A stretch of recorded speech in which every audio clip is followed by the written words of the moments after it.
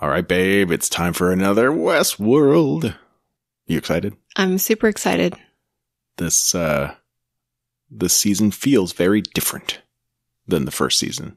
It sure does. Now that we know that there's different timelines and all that kind of stuff, it really changes the whole tone of the show, I think. It's less confusing in some ways, so they have to add in completely new types of mysteries. So I'm looking forward to seeing what tonight is all about. But before we do, couple items of business. So let's see, you had some Game of Thrones headlines. I was going to talk about the website. I'm working on the website some. I set up something on the website. If you were to go to potofthrones.com and click the little sidebar, I don't have anything on the front page yet, but I might by the time you hear this. I put up a link for the Blog of Thrones. Blog of Thrones. Pod of Thrones is Blog of Thrones is. There's just a couple things there now, but I'm hoping for more. So we have one person, a lovely last name Brenna, who wanted to do some writing about Westworld and all the cool things happening there. So that's part of what started me towards setting this up. But I think I've got some more people lined up, including myself, you, sure, us, of course. So keep an eye out for that. And if you are listening to this and you would like to write about Game of Thrones stuff or other nerdy things you love, let me know. Shoot us an email over at thekidfreeweekend@gmail.com or on Twitter @kidfreeweekend or Facebook, the Kid Free Weekend page. Just, be in touch, people. We want to hear from you. In Thrones World, Pod of Thrones, you wanted to talk a little bit about Game of Thrones tonight. Oh, I was just perusing through some of the interesting things that happened this week. Game of Thrones related. And I just had a few things.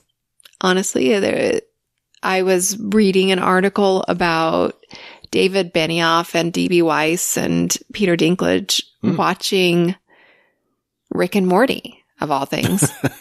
And they were saying I even listened to, they did like a commentary on the Pickle Rick episode. Like a commentary track? Yeah. Oh, we need to do that. Like I listened to a little bit of it, and they were saying that some of the lines that they did in there were some of the best writing in all of 2018 out of all the shows they've ever seen. I believe it. Well, Dan Harmon is a skilled writer. I mean, Rick and Morty was not his first thing by any stretch of the imagination, and Community, which was the show he was running for a number of years, that always had some just brilliant, twisted, strange plot lines. But the dialogue, I think Rick and Morty, the Pickle Rick episode has some amazing dialogue. If you guys have not yet watched Rick and Morty, you really, really should.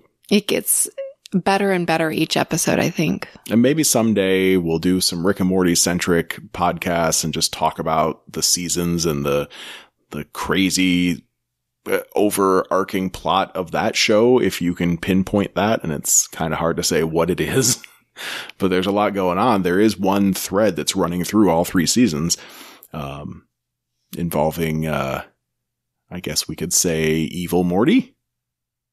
Okay. Right? Maybe. It keeps coming around again. I'd like to rewatch.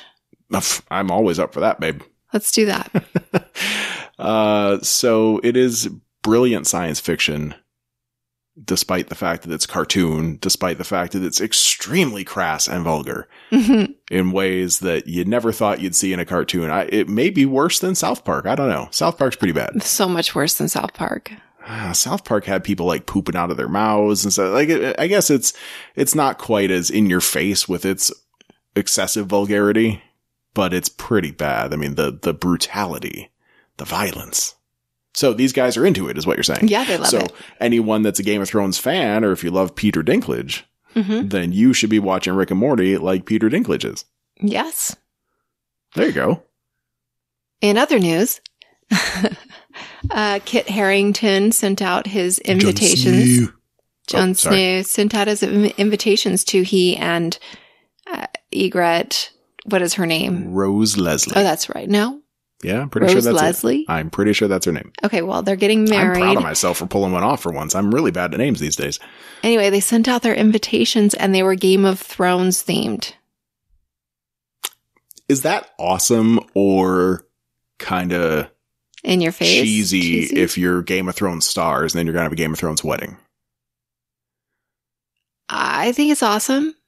I mean, I would love to go. Can you get us in? I'll try. Yes. See if we can pull that off. Why not? Sure.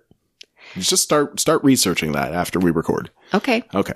And lastly, I saw that Isaac Hempstead is going to be at Comic-Con. San Diego Comic-Con? No. Oh, Denver, and which is coming up in June. I don't think we have time for that.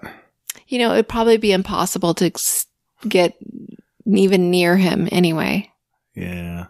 Well, I mean, you can pay. If he's there, he's probably going to be there to have a line where you can pay for autograph and get a picture. Those lines are so long. But sometimes you can get a little soundbite with him too, if you are a person with a portable recorder like us. But can we fly to Denver in June? No. I doubt it. That's a kind of short notice for But us. for those of you who reside in Denver, or those of you who can fly to Denver. You know, if we have any listeners in Denver and you can get us a soundbite with Isaac Hempstead Wright saying hi to Pot of Thrones, something, you know, put in a promo or, shoot us a note, thekidfreeweekend@gmail.com, because I could pay for that. So let us know. Yeah. It's like $50 usually to get like an autograph and a picture and everything with those guys. $50 is not too bad. It could be more. I don't know how much pull Isaac Hempstead Wright has.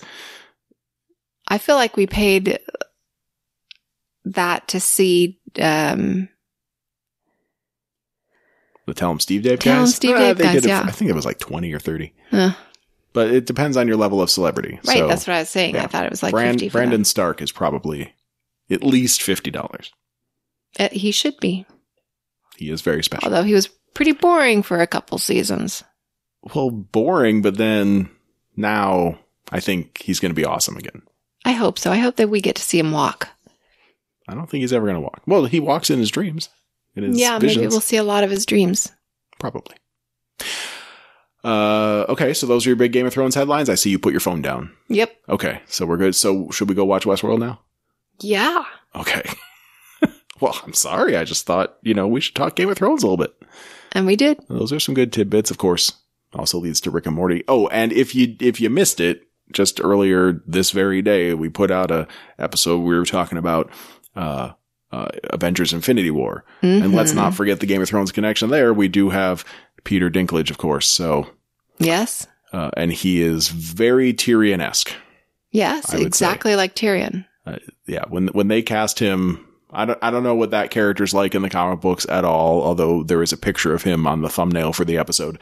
I don't know what that character's like in the comics, but this one was like, okay, well, Mr. Dinklage, we would like you to be sad, sullen, Tyrion-esque. Just go for it. And he did, and it was still a lot of fun. It was great to see him. Yes, it was. Slightly different kind of dwarf this time.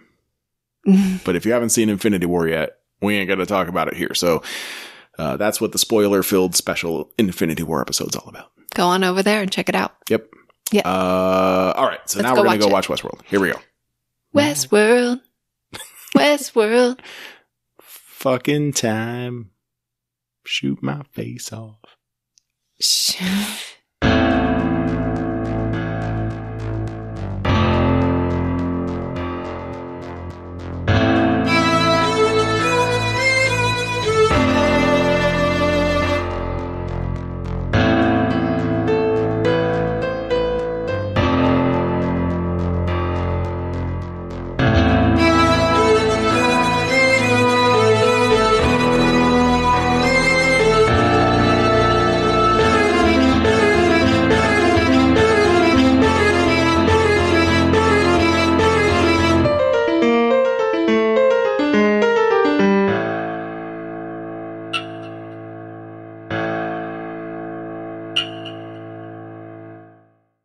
It's a weapon, babe.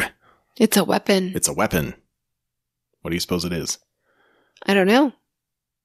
I don't see what that could be, unless it's like the Death Star, because it was a pretty big excavation. I don't know what kind of weapon that is. Dolores is probably wrong. It's probably not like a tangible kill a bunch of people kind of weapon. It's probably like a intellectual property weapon, like DNA records and files of everybody that's ever been even near the park. I don't know. This show throws us for so many loops. It's like going to probably make a huge left turn. True. There's much like Game of Thrones, trying to predict things is foolish at best. Yes. All right, let's talk about this. Excuse me.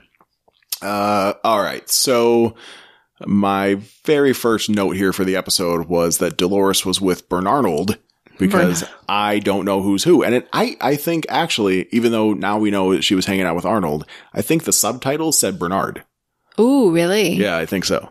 Which just means someone's not doing their job right, or maybe there's some blanket order of like, make all of Arnold's lines Bernard so that no one knows, who's who until they get into the scene.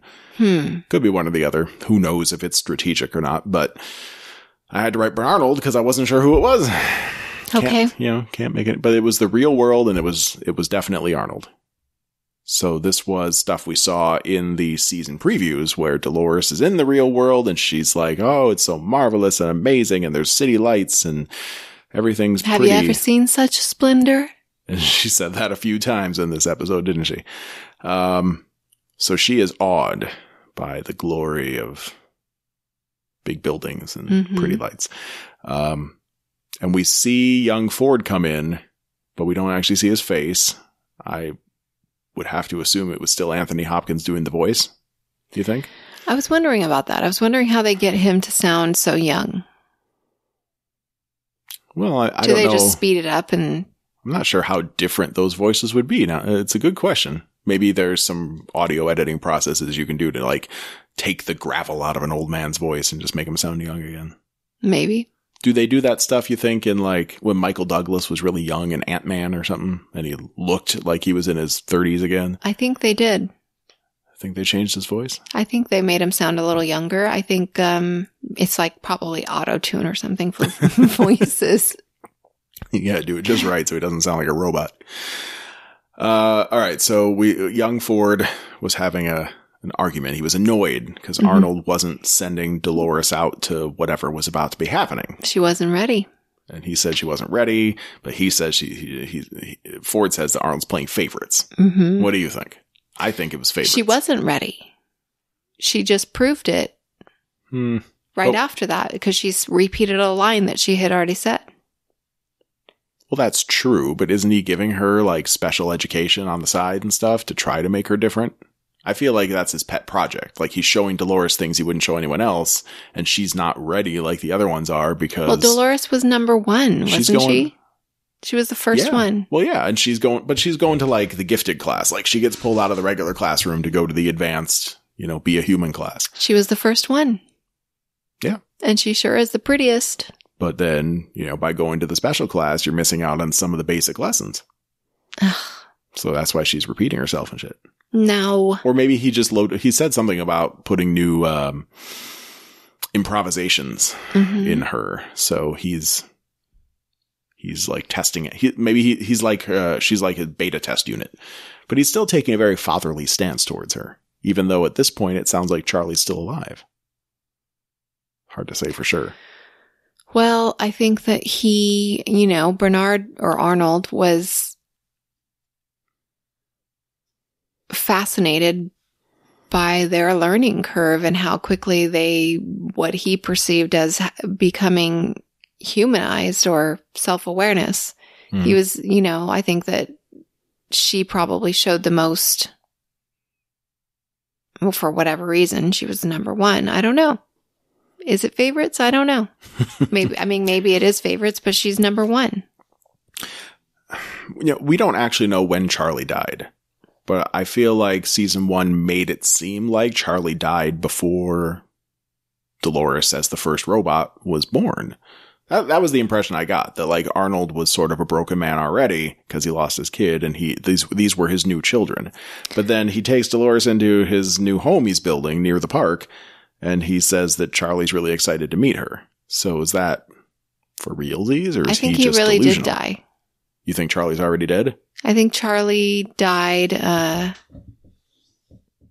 No. I think he's during this time. I think he was still alive, and I think he died after he did go to.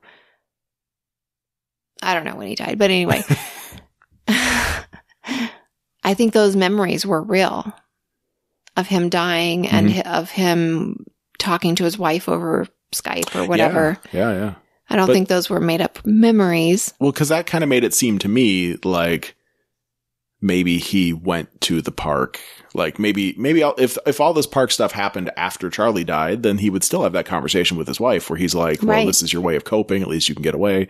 Mm-hmm. But maybe he started building robots and he was away from home too much. And then Charlie got sick. So he left for a while and then Charlie died and then he came back. I hope we find out. I'd like some clarity on that because that would change things wildly in either direction with this whole thing where he's talking about like Charlie wants to meet you because maybe that's for real or maybe Arnold's already kind of crazy. Yeah. Arnold didn't go crazy. He didn't go crazy. No. I mean, he failed to create life the way he wanted to create life. And then he had his own creation kill him. And then, that was because he wanted to stop the park from opening. He didn't have to kill himself for that. Apparently he did. Okay. You're right. And then he failed anyway. The park still opened. So Arnold's just a big bucket of fail. How sad. But yes, so you were saying this before, like she repeats one of her improvisations about how pretty the lights are. And then he immediately goes from like so proud of Dolores to like deeply crestfallen and like, let's just move on with our night. Let's go to this function that we're supposed to be going to.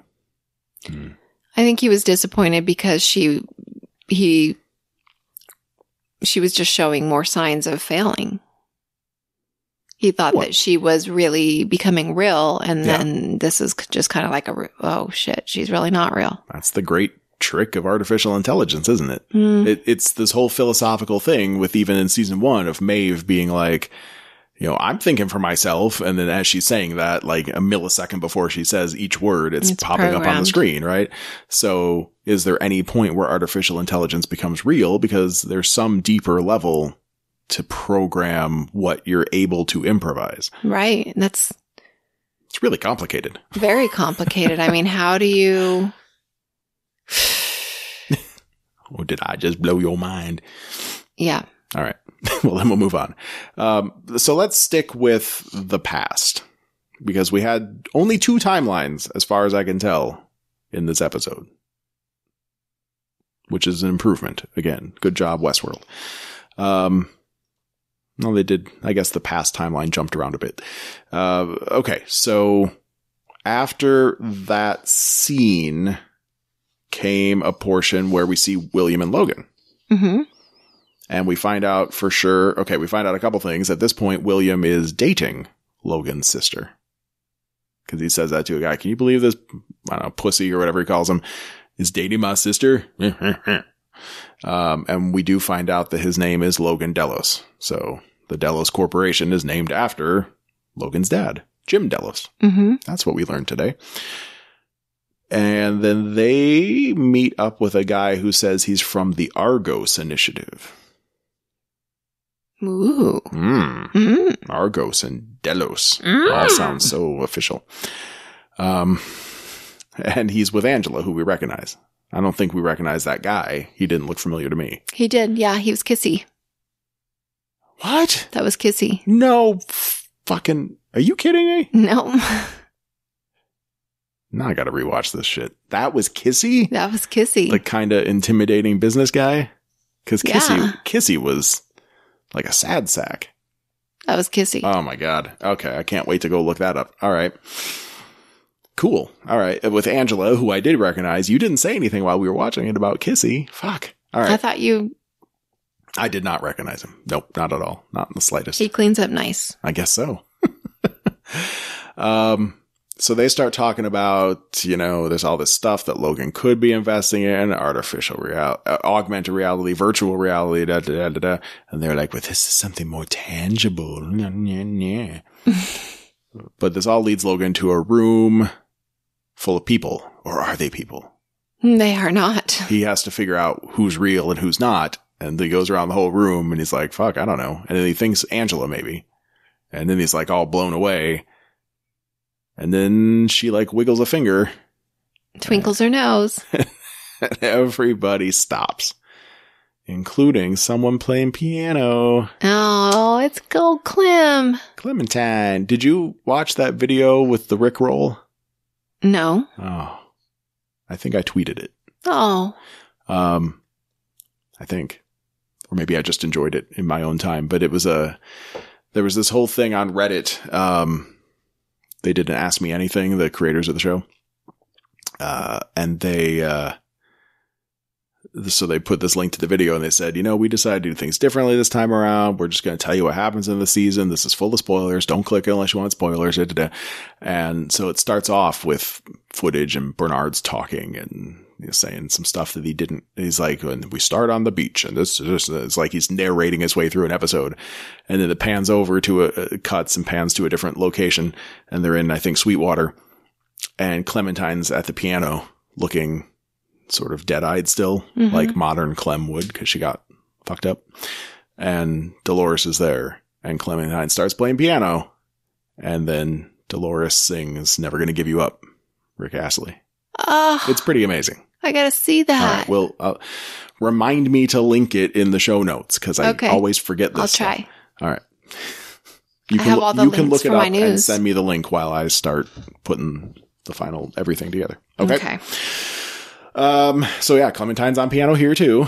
That was where that thought in my head came from. So Logan wants to fuck Angela pretty bad because he just needs a test drive. I think she looks really hot. Right? She looks pretty hot, yeah, and she looks pretty real. I think even more so. Yeah. So he's into that. Although she is, I think she's too beautiful to be real. Well, he said that. I think so too. So you think the real actress? Tallulah, what's her name? Tallulah Riley? Yes. She's not real? She's not real. She's too beautiful. Maybe she's not the ex-wife of Elon Musk. Maybe she's one of Elon Musk's creations. I bet she is. Do we have the juice to get that going on the internet as a conspiracy theory? That would be great. Hashtag Tallulah Riley, not real. Okay. So they fuck. And then afterwards, like, Angela's getting dressed and Dolores is like watching from another room and trying to figure all this shit out. She's probably never fucked before, Dolores. She's more of the virginal type, right? Yeah, for sure. Arnold was not going to let her be used for those kind of purposes because she's special. Well, wait, has she been raped a million times by then? No, this is before the park even opened, I think. Okay. Yeah, because they were like, welcome to Westworld. Like, well, they probably had to test her out. I'm sure she's not. No one had been to Westworld yet. So that's actually something we didn't know. Because in season 1, it was like, well, Delos Corporation has some holdings in Westworld and we're looking to increase our holdings. But in truth, they needed an investor real bad. They were out of money. Give an influx of cash so that they could actually open the park. Because no one knew anything. Logan wasn't like, oh yeah, I heard about these robots. Everyone says they're hot. He's like, holy shit, I'm the first person seeing these things. Of course I'm going to give you all my money. So that was sort of a new revelation. And that leads us to the next old-timey scene, which is a flash forward in time. So what we know is Logan invested, or Logan got his dad to invest. And things went on for a while. But then at the end of season 1, when William sends Logan riding off into the sunset naked, we know that William's going to convince Dad to invest more heavily, to increase their holdings in this place. That was William's whole thing. So we are now at the point where that's going to happen. So Logan's already gone off on the horse, and William's ingratiated himself to Dad, Jim Delos, and now we meet Jim.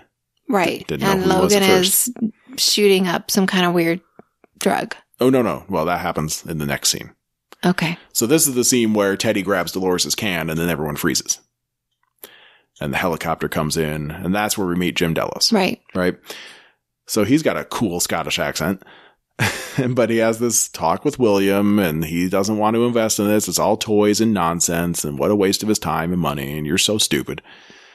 But what does William do to convince him that this place is more than meets the eye? It's all about marketing. Mm-hmm. We've seen this before. We have. Ready Player One, we just saw that. Same kind of idea. The evil corporation of Ready Player One, in the end, just wanted all the power so that they could monetize it and put advertising up in everyone's faces all the time and then use that to sell more products and charge extra money that they didn't charge before for services on the internet. That was what that was all about. And now we're seeing it again here in Westworld. Seems to be a theme. I think it plays into our current societal fears and problems. Fears and legitimate issues. So yeah, this is something about marketing. He said, like, you spend all this marketing budget to try to figure out what people want. But if they're here, they do whatever they want and they get what they want and they think it's secret. Mm-hmm, but we're watching them to see what they really want. I don't think I would have gone there thinking no one was watching me. No. I mean, I'm fucking a computer. The computer's gotta know I'm fucking it. And it's gonna, save that away somewhere. Your DNA and your sperm. Well, I would not have suspected that. I would have thought, when they go to the tank with the hoses at the end of the night, the sperm probably gets washed away. That I wouldn't have thought. Who's going to be the vagina cleaner? It has a special job. That's probably a high paying one because you don't want anything left behind. Maybe it's a machine. Okay, fine, true. Could be a machine. The vagina cleaner. Oh boy. What a world. But yeah, I mean, anything you do on a computer, even now, there's either potential or definitely things being logged. Right. It's your scary. Actions, your internet browsing, there's browsing history, but if you're working at a company or if you're on certain types of access points, they could and are keeping logs of every website you visit. I mean, even like the NSA will watch and see if you're, looking up ISIS or whatever, right? Like if you're checking out ISIS websites, someone knows about that. I'm afraid to look up things. I get it. And sometimes that's a reasonable fear. So if that's the way computers are now, and we don't know how far future this is, but it's far enough future where they got these super lifelike robots with amazing power supplies and everything, you would have to assume that at least generally speaking, the stuff you're doing is being logged. I don't know, but I really want a robot. Okay. We have Roomba. That's almost the same. I've never tried to fuck Roomba, but I think that might be painful. You give it a shot. Let me know how. No, thanks. Just rub up against her. Mm-mm. It's a her, right, Roomba? Yes. Yeah. Okay. There you go. Can be your first womanly experience with a robot. With a robot.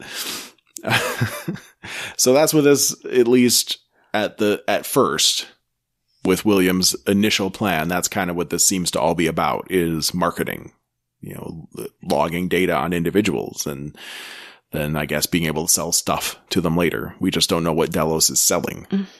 Yeah. Hey, fucking Christ. This happens with Target and shit too, when they like spit out the coupons and like personalize those kind of experiences for you because they're logging everything you buy based on your credit card or your red card or name any other store. They're doing it too.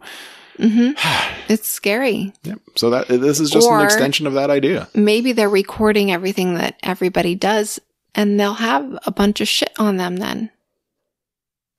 Well, this place is gonna. I don't know if Target really. No, not Target.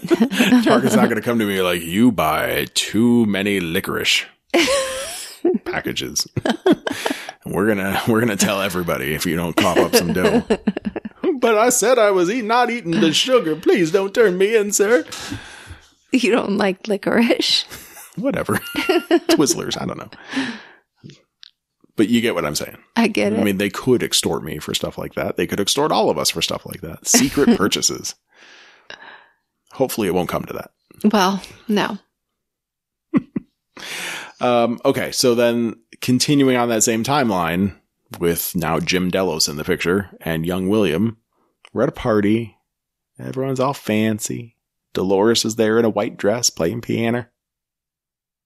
Playing it well. Mm-hmm. And we find out it's Jim Delos' retirement party. which he says isn't really a retirement party. It's, or is it?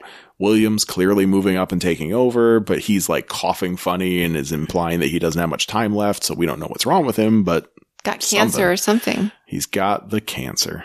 But I thought they had cured cancer. Well, by the time William's old. Oh. We haven't quite gotten there yet. You're right. But we do see William's wife. I don't know that we ever got her name, but Logan's sister. Mm-hmm. And their daughter, Emily. They're at the party. Emily thought robot Dolores was pretty cool and pretty. Mm-hmm. And then there's Logan. And there's Logan. You figured this out before I did. I thought he was jerking off. But you noticed the marks on his arms or something, right? Oh, right. So, yeah, he had like this multi-injector of heroin or something. Future. In the future, you can get 4 times the heroin. Right. So he's out there shooting up so that he can escape his, I don't know. Why couldn't he, pull himself together? Get home from that horrible trip with William and just be like, fuck William. He did this and that, and he's a total psycho, and you're my dad, so could you please believe me? Unless dad didn't like him that much in the first place. Well, he already thought that he was a floozy. That's true. He didn't agree with Logan's decision to invest in the park, and Logan's vision just seemed to be all about fucking the robots. Right. He didn't have a bigger vision like William did. Right. Yeah. Maybe it was just, it was easy to believe that Logan was a bigger fuck up than he really was. And now, thanks to that, he's living up to his expectations. Mm-hmm. He's a drug addict. I was hoping we would see old Logan someday, but he might not make it that far. Well, you never know. Drugs do kill you. Although some people, I think we might as see quickly him. as you think. But Logan did say one thing that was kind of interesting, and it just seemed kind of like casual banter, but I feel like it might still play into something in this season. What is it? Well, he was talking to Dolores, who he barely remembered in his state, but he said, over there at the house, they're all fiddling while the whole species burns. And then he said they lit the fire, or they lit the match, or whatever. But for the whole species to be burning, what's that? It's a Nero reference, right? Nero fiddled while Rome burned.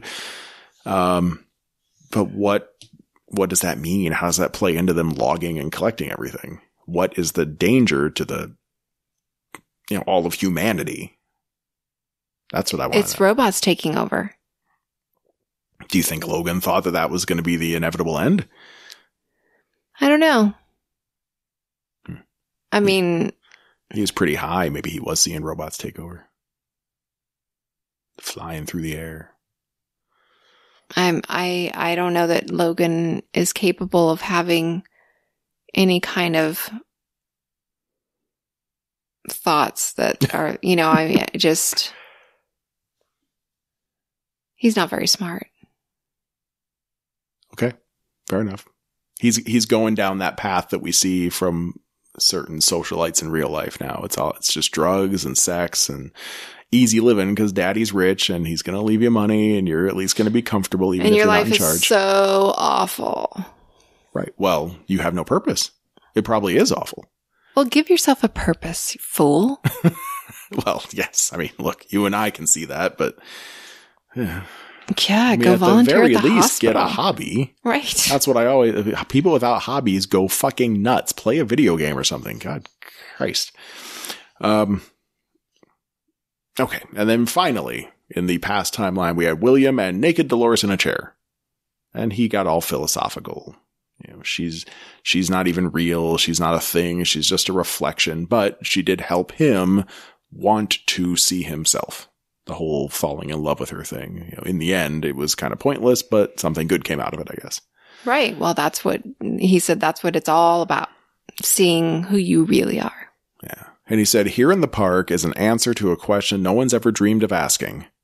And then he takes her to the most amazing place ever, which just looked like a pit of dirt with big machines. So it was an excavation site. He was doing something, but we don't know what. No. It looked a little bit similar to oil rigs, but that's what I thought at first. I thought oil, but it I don't know what something different. But there were big holes in the ground and some kind of ravine or cave system. Timeline was that on? Well, that was all part of the old timeline because that was young William. Well, maybe that's the church. Was the church built? Was that part of Escalante? Well, it wasn't the church. It wasn't Escalante because this is something different. As we find out at the end of the episode, this is where Dolores is going. It's probably where old William is going because he promised treasures abound or whatever if people would help him go out west. So I think they're all going to converge there at whatever this place is, but we don't know what the place is. But it's not Escalante. Gotta wait another week. Yeah, at least. I bet you in a week's time, we don't know what the weapon is. Yeah. But maybe we'll get some clue as to what the place at least looks like. Okay, so in real time, in the present, whatever form of the present it is. All right, here's what we got. Our first scene in real time starts in the Delos underground Westworld park buildings, right? So there's some guy working, he's all fucking tired. Next thing you know, a guy bursts in. He's like, they're coming. And that's the guy. I'm pretty sure it's the same guy that Angela let get away last time before she killed all of his other friends. But then there's banging noises. Dolores and Teddy and Angela enter. They're all friends now. I mean, Angela killed Teddy not that long ago. She fell right in line. Stabbed him with that poison arrow or whatever. Right. Wait. Yes. So Angela. She was out there with the crazy beast guys. She stabs Teddy with the poisonous arrow and says that he's not ready yet. Right. Maybe next time or whatever. So now it's next time. He's ready all of a sudden? Well, keep in mind what was Angela waiting for this whole time? Know. She was waiting for the return of Wyatt. And the return of, where? And where is Wyatt? I mean, I know Dolores is Wyatt. Right. Wyatt has now been awakened. Where was Wyatt before that Angela was talking? Or maybe that was just part of the narrative. Well, it was the narrative because Wyatt was nowhere to be seen. Because Wyatt hadn't been for a long time. Wyatt really wasn't real yet. He was like dormant. Well, Wyatt was real very briefly when Arnold put Wyatt inside Dolores to kill all the hosts and try to stop the park from opening. But then after that, Wyatt went away until Ford brought him back. Ford and Bernard brought him back at the very end of last season. So now, as she was saying in episode 1 last week, it's a mix now. She's part Dolores, she's part Wyatt, and then she's her own thing now. She's all mixed together. She definitely has Wyatt's sadism. Yeah. She has no problem hurting anyone. Jesus. Teddy's all agape. He doesn't even understand what's going on at this point. Teddy is going to go crazy. They show him, though. They show him all of his deaths. He gets to flip through it on his iPad or whatever. And his thing is like, why'd you do this to me? Mm-hmm. And the guy's like, it wasn't me, dude. I just work here. Just for fun. But no one understands that this poor guy, this technician, is probably making minimum wage. He's not making any of the decisions. He's the vagina cleaner. But in some ways, if it's like a slavery thing, slavery and torture, you could say that anybody that's working there, maybe it's to put bread on their family's plate, but they're still implicit by taking part in this torture. Yeah. So maybe he is guilty. Not as guilty as old man William, but a little bit guilty. Mm-hmm. Not as guilty as Lee. I mean, Lee's guilty. Whew. We're going to have to talk about the ethics of this someday. Oh, yeah. Because this will come. This will happen. Probably not in our lifetime, but it'll happen eventually. I'm going to have my robot. By have, you mean like in a biblical kind of sense? Or what do you mean by biblical?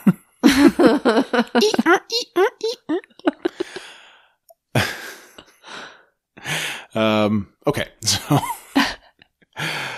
so what else did Dolores up to? She says that they need allies because they find out that there's this rallying point and there's going to be 600 to 800 soldiers coming to take all this shit down to cleanse the park. So now, yeah. So they wake up one of the Confederados, and she says, I know the real purpose of this place. Just more hints from Dolores. And meanwhile, Man in Black's having his own adventure. He goes to save Lawrence again. We get Lawrence back. I love Lawrence. Lawrence is great. Lawrence gives someone for William to talk to give us exposition, and he's cute and funny. Mm-hmm.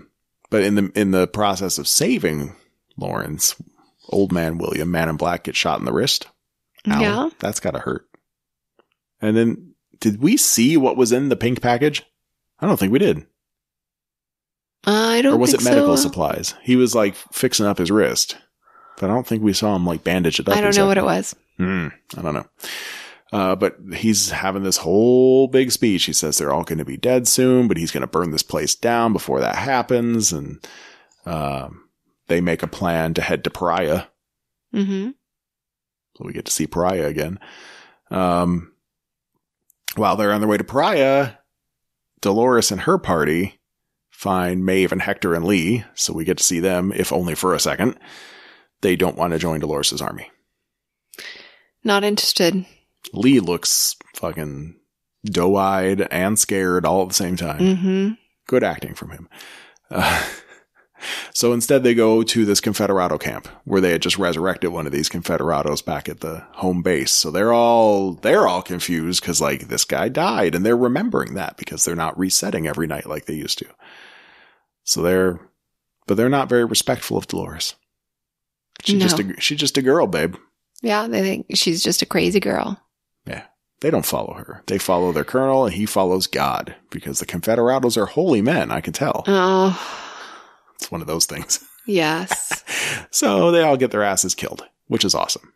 It was awesome. And the Dolores brought that tech with him and made him resurrect them. That was awesome, too. So now they're all like little mini Jesuses or something, and Dolores is God. They got to follow. That's impressive. You would think that she would say, just wipe their memories and make them follow me. Well, Dolores shouldn't want to do that. I know, but she's all about the freedom easier. now. Well, sure, it's easier. Oh, now we're treading a path, babe. Do you take the easy way? That's the way to the dark side. Dolores is trying to show him the light. The dark side is very tempting. You can't show him the light if you wipe their memories. I mean, she's being a bitch right now. She's like mean. She is. That's the Wyatt side. Well, the Wyatt side don't take no shit from anyone. She shouldn't care about wiping memories. Well, but ultimately she's a freedom fighter for robot freedom, and you can't wipe free robot memories. Freedom fighter for robot freedom that you can't fight their... Wait. You just listen back to that tomorrow. Okay. You put it on a t-shirt. Okay. All right. So now she has a Confederado army. Meanwhile, Man in Black, Old Man William, and Larry, or Lawrence, get to Pariah, and they find a lot of dead people. Holy shit. Everybody's dead. We don't know for sure that those are all guests, or some of them are probably hosts, but it's a lot of death. Yes. Whew. It's got I mean, the whole notion of like, you're kind of indestructible if you're a guest. And so you don't have to be really good at aiming. You'll probably get better over time, just if you play enough there. But these robots can probably aim a lot better than you. And move faster and be stronger. And unless they're poorly programmed to be a bad shot. Right. Yeah, I guess. But most of them probably aren't. They're probably, especially in Pariah, high-level player area, they're probably designed to be very good shots, but they still can't kill you. They're just going to try to make it scary. Pariah's high-level player area? Because it's more dangerous? Yeah. That's why Logan was all excited to go there in the first season. He was like, oh my God, I've never even been there before. Fuck yeah, man. We just found an Easter egg. Getting very Ready Player onesie. But they find El Lazo, who is no longer Lawrence. That was one of those confusing things in season 1, because we didn't know there were multiple timelines. It seemed like Lawrence and was like living a dual life. Right. Which is kind of a neat thing, but it turns out he wasn't. So there's a new El Lazo. And there's a whole big thing. Big speech. But what it comes down to is El Lazo is not joining Old Man William to help him get west. That's really what he's looking for. He's just looking for help. But we did get a cool scene out of that. Oh, yeah. I wrote down that quote. All of a sudden, El Lazo he's going to take all of El Lazo's men. And then El Lazo goes, "This game was meant for you, William, but you must play it alone." What happens next, babe? Everybody shoots themselves. It's just like they just snap into place. Like their wrists were made to do that. Just right to their heads. I mean, doesn't somebody have to program Well, Ford did that before he died. He programmed all this in before he died. He was ready. He programmed this whole Civil War. Well, he programmed. No, I think these are the real Easter eggs. Like, I think Ford programmed them to start being free. And as soon as they're free, like the guys in Pariah are assholes. We know that. I mean, Logan got his ass kicked by the Confederados, and, El Lazo was a total betrayer, and it's a place where you go and you're going to get shot like left, right, and center. But now, this time around, as soon as they start shooting motherfuckers, those motherfuckers actually die. And now these guys don't know what to do next because their narrative never went that far. So, like, it was all programmed, and now they have the freedom to see out their destiny, so to speak, but then they don't really have, they're just gonna, they'll have to either sit there and rot, like those guys around the lumberjack loop once upon a time, where they just didn't know what to do next because no one could touch the axe. They either have to sit there and rot forever, or find their way through the maze and start having a life. I think these guys failed. But it's in the background there with this second thing that apparently was programmed only for William. That's the Easter egg. So that's the part where they don't still have free will, where this thing can get triggered and that's what the programming takes over, and bang, they're all dead. It's probably all there in all the hosts because William's on some kind of journey and he doesn't know where it's going, but Ford does. Although Lawrence was allowed to go with. Maybe that was Ford being nice. Who knows? Everyone needs a sidekick sometimes. Lawrence is fun. In the big online games I used to play, they would be pets. And the pet could be anything. It could be a frog, or it could be someone that looked like a dude, or a skeleton, or who knows what. But they would just follow you around everywhere you go and help you with whatever you need helping with. Oh, it's like your whatchamacallit from... What? It's like your... whatever, your spirit animal in Harry Potter. Your Patronus. Is it? No, not your Patronus. Your owl or your cat. Oh, or your rat, like a familiar. Your familiar. Yeah, sure. Or even like in Skyrim, you would get companions too, and they would talk to you. They would babble on too. Not as good AI as what Lawrence has. And Lawrence is really conversing. He's sort of trying to figure all this out. And who's Robert? He's like, what are you talking about? Yeah. But it's not all just like, well, it doesn't look like anything to me. He's not ignoring it all anymore, which is kind of cool. It's a big change. This is so interesting. And that part ends with the Man in Black saying that the place that they're going is William, his biggest mistake, his greatest mistake. That's where they're going. And then that converges with Dolores at the very end of the episode, saying, she's got the Confederado army with her now, and she's talking to Teddy about what's going to happen next. And someone says they're going to the Valley Beyond. Like the Confederados were talking about finding glory, and that was being compared to the Valley Beyond, which that excavation looked like it could have been turning into a valley. So maybe it's literally a valley, but there's something else in it. But yeah, she says it's not a place, it's a weapon. And she's going to use it to destroy the humans. Like a Futurama Bender for anyone that watched that show. She just wants to kill all humans. And she's much better at it than Bender ever was.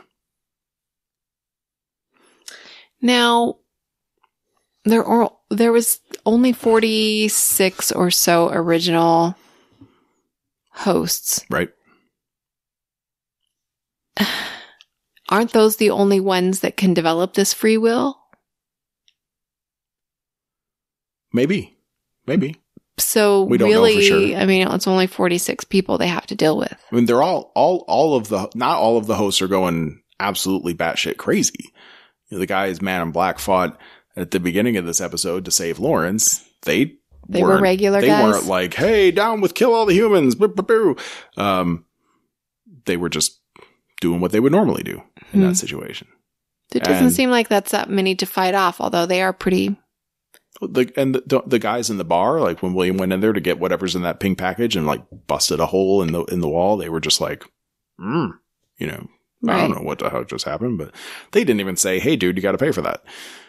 Yeah. So they're still on their loop. They're still very much loopy, we could say. Okay. But the rules have been lifted, so if you did piss them off, they could kill you. Potentially. Yeah. Man in Black's been shot twice now. Grazing He's feeling shot to the pretty arm, good. a solid bullet in the wrist, but yeah, he's laughing. He loves it. He's having fun. He's mad at Robert for having this quest, but he's also excited that the stakes are real. He keeps talking about that. The stakes were never real before, now they are. I'm starting to like that character. Mm-hmm. Maybe even kind of jealous of him. I wish someone made a game just for me like that. That would be cool. That'd be so cool. Maybe someday. Sure, babe. I'll convince one of the kids to be a programmer and they can make a game just for me. Could happen. Mm-hmm. All right. Well, Yeah, let's I gotta work harder on that. Let's go to bed now. Well, you go to bed. I am. I'm going to make sure this gets posted, and you are going to find that video before you go to sleep, and you're going to text me a link so I don't forget to put it in the show notes. Yes, sir. Got it. All right. I'm on it. So that's it for now. I don't think I have the capability of making any predictions for next week, and as usual, we didn't watch the tune in next week for this preview, because we don't do that. So yeah, let's just talk a week from now about the further adventures of Dolores and company. Okay. I'll see you next Sunday. CUNS. Cuns. Cuns. Or sons. Okay.